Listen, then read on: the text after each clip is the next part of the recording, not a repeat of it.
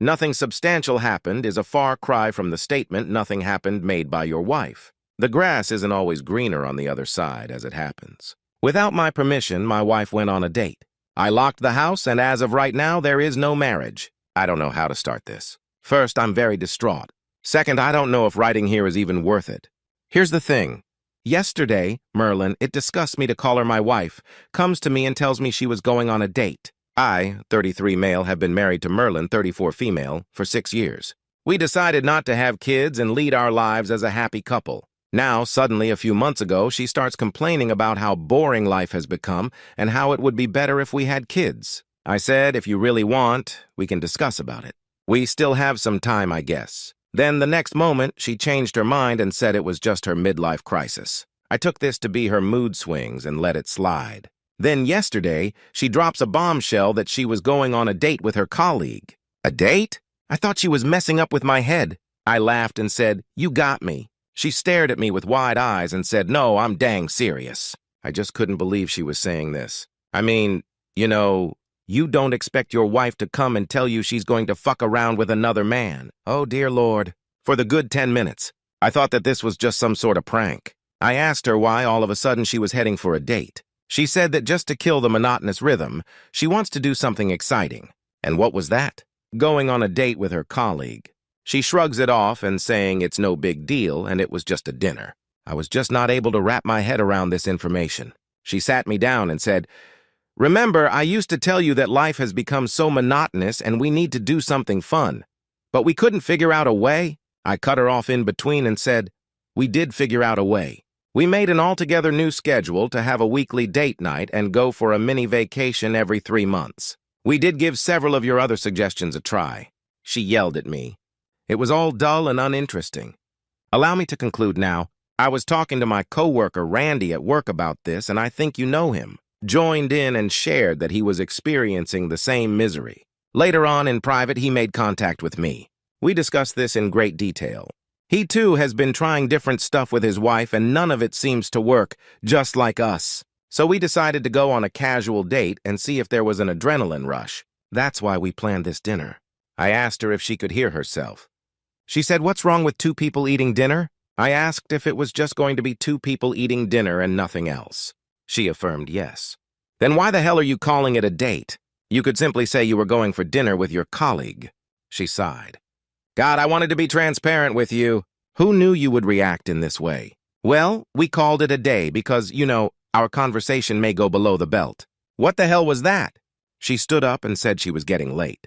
She needs to get ready and probably it was a wrong idea to discuss it with me. I was like, "Are you still going for it?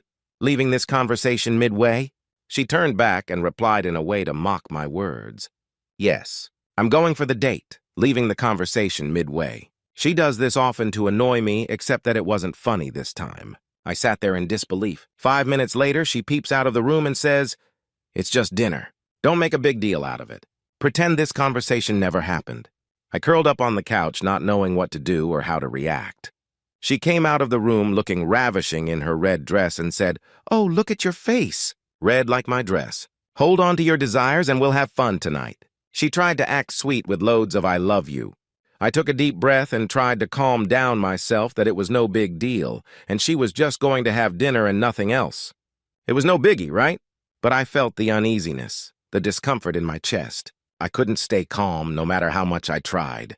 I called up my friend for a beer, and we went out drinking.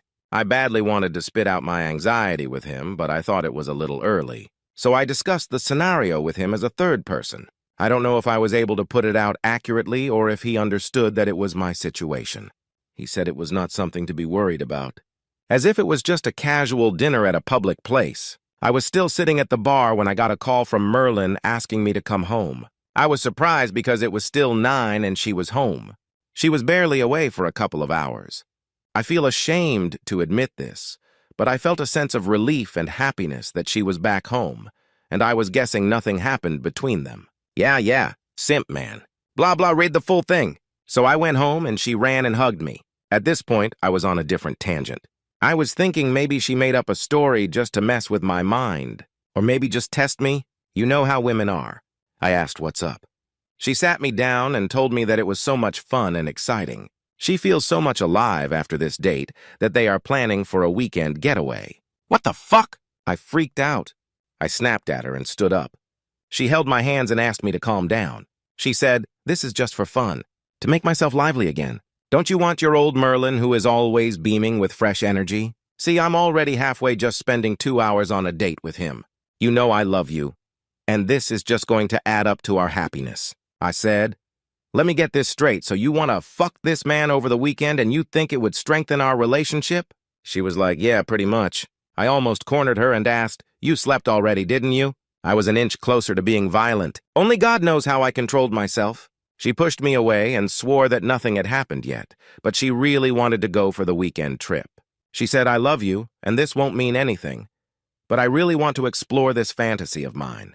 I love you. Just by talking about this, I'm getting wet down there. Do you want to feel it?"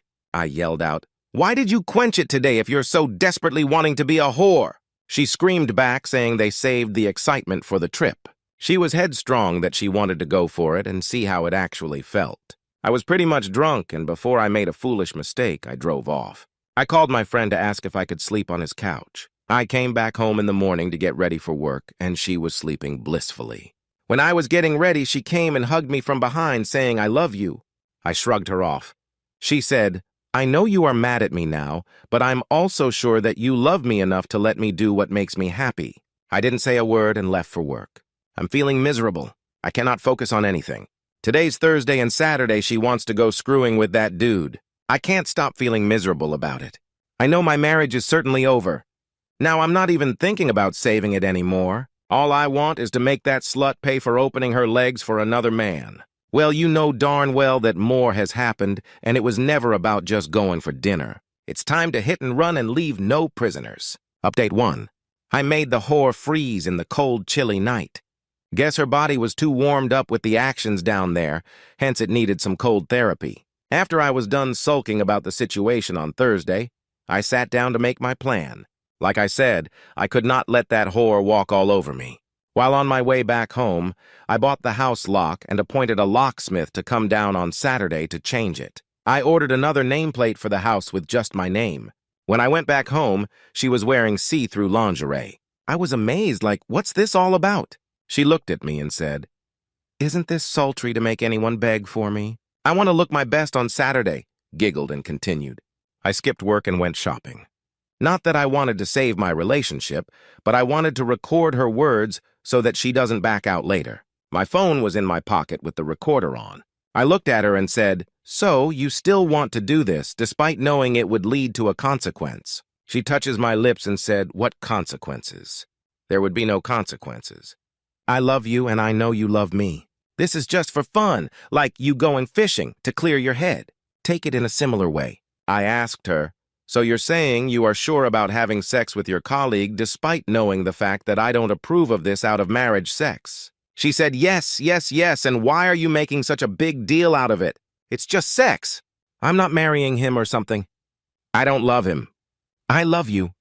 She touched my cheeks with her lips, whispering, "I love you, but I really want to do this. It's just one life. I want to experience everything." I was disgusted at her touch, but I let her do so because I was recording her. The closer, the better.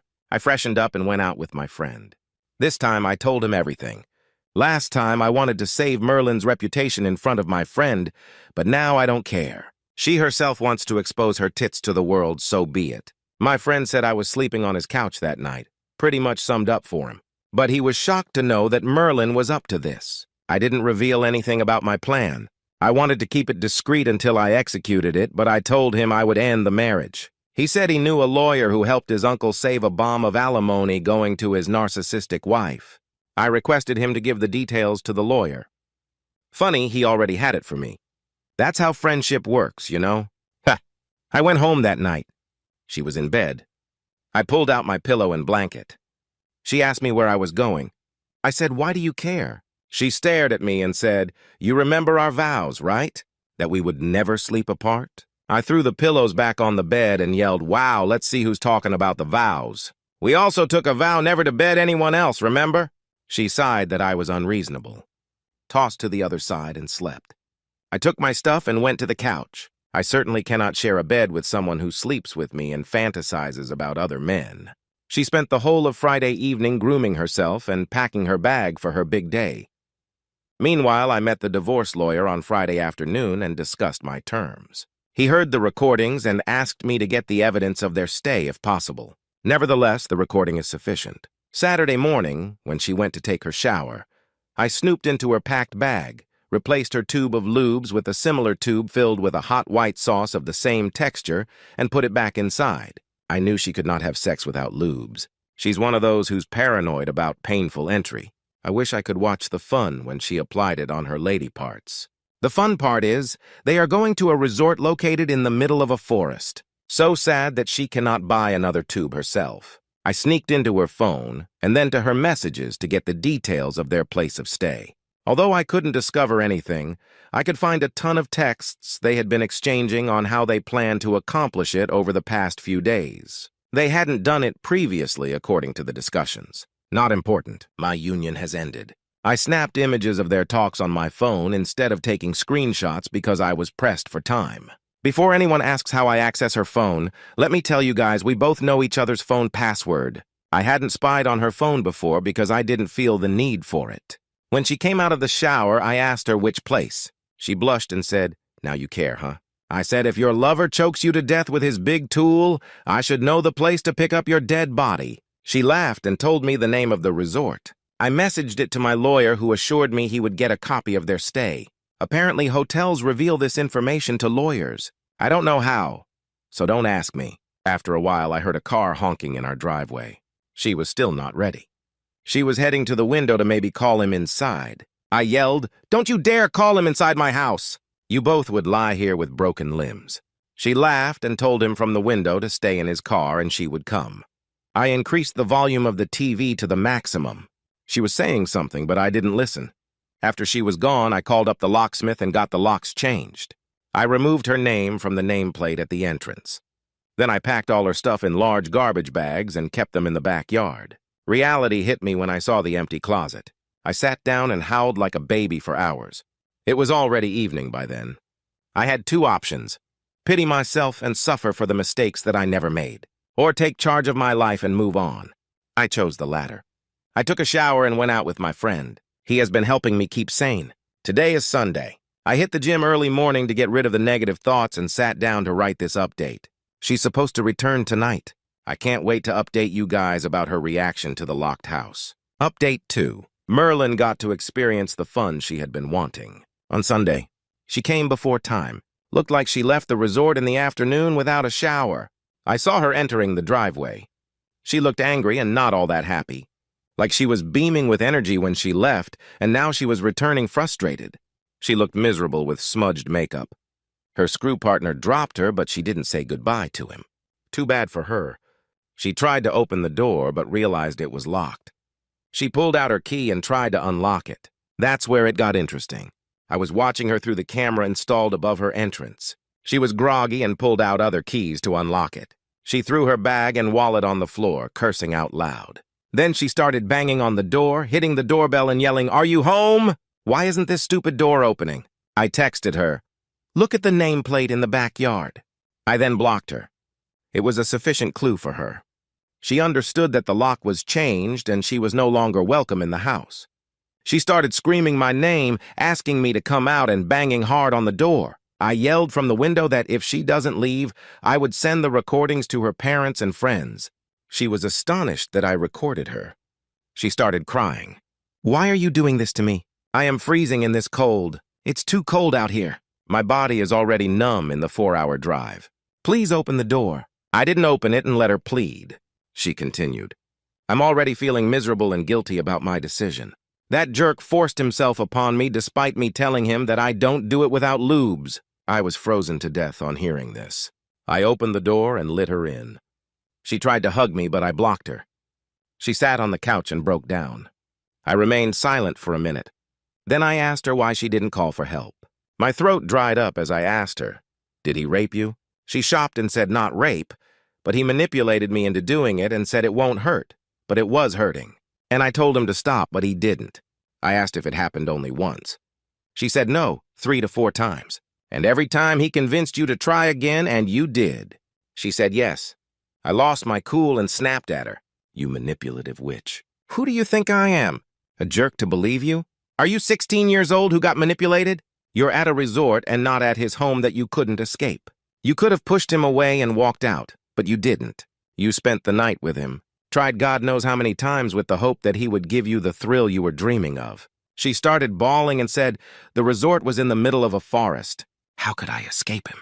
Sure it was, but it wasn't deserted. There were resort staff and other guests, too, who could have come to your rescue. Also, why didn't you call me if you felt so threatened? She kept crying because she had no answer. I asked her to leave, and that she would be served within a week. She pleaded, please don't do this to me. I'm already guilty of my decision, and I am paying the price for it.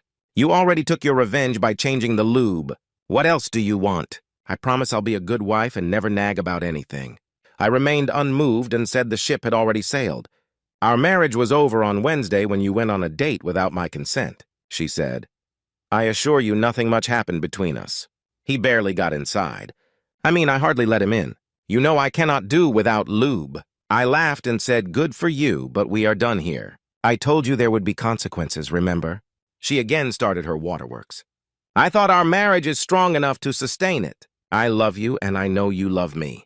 Please don't do this. I said I loved you very dearly, but now I hate you very bitterly. Now please leave if you don't want me to send all the recordings to your parents. She was shocked again that I was recording even these conversations. I said I'm no fool to talk to her off record. She said she was going to press assault charges on Randy, and she needed me in this. I laughed and said, too bad, you have to deal with it alone, and not just the court case, but also our divorce case. She pleaded with me not to leave me in this stressful time. I opened the door for her and said, I never wanted to deal with anything alone, but you wanted a thrill, right? What better than 2 court cases simultaneously to deal with? After a lot of friction, she finally left. The divorce papers have been sent to her office because I didn't know where she currently is living. However, my lawyer got a call from the courier company that the recipient has resigned from that office, so I had to direct the papers to her parents. I decided to drop by and tell them in person about the fallout before the papers reached them. They have been loving in-laws to me, so I guess I owed them this much. They asked me why I had visited alone and where was Merlin. I told them we were divorcing and I didn't know where she was. They were scared of my answer. I gave them the surface-level explanation that she went out with her colleague despite my disapproval and now I cannot take her back. Her mom immediately called her, asking her to come home. She responded she was out of town visiting her best friend Kathy and would be back next weekend. Merlin usually visits her whenever she's in crap. They are childhood friends. Ex-mother-in-law called Kathy, and she confirmed that Merlin was with her, though she's in a miserable state, but she assured to take care of her. Honestly, I felt relieved to know that she was safe. Eventually, when my anger subsided, and I got to know that she had just quit her job, I felt uneasy and concerned about her well-being. Merlin has paid the price of her entitlement big time, but this doesn't mean I'm going to take her back. Never. That's it. I can't talk in details about my divorce terms because they're still on.